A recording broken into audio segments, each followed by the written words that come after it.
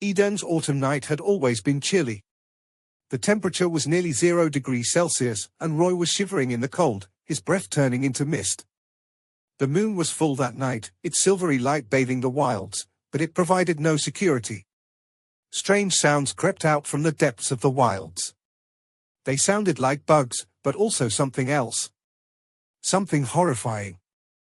The golden ear of the wheat swayed along as the night breeze whispered its secrets among them, and they danced under the moonlight.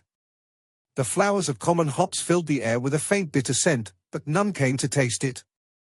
The party started their search in the fields around Kea, and they kept calling out for Brandon.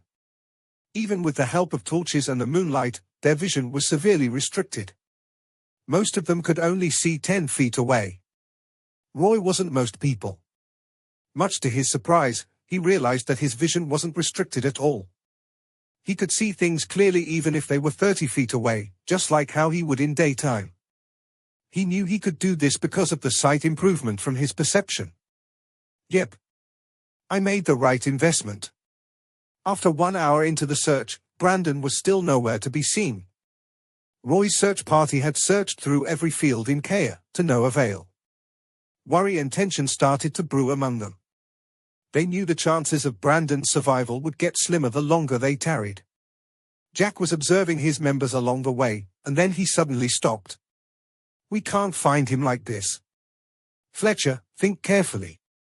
Where else could that kid go? Fletcher hunkered down and held his head in agony. The damn brat keeps saying he wants to go to a big city and be a bard, but he never even left Kea a day in his life. The most he did was fish in the river near the village, but he never went farther than that.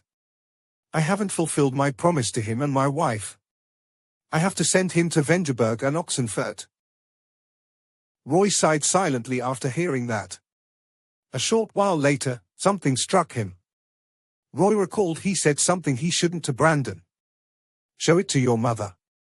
Uncle Fletcher, I've never heard anything about Brandon's late mother. Fletcher still looked despondent. Anna's been dead for 3 years because of her whooping cough. She's buried in, Fletcher paused. The cemetery. He shot up, looking galvanized. Anna's buried in the cemetery. It's in the east of the village. Could the brat be there? It's possible. What are we waiting for then? The cemetery where the dead villagers rested was about 3 miles east of the village. There was a dirt path covered by sticks and grass between the village and the cemetery.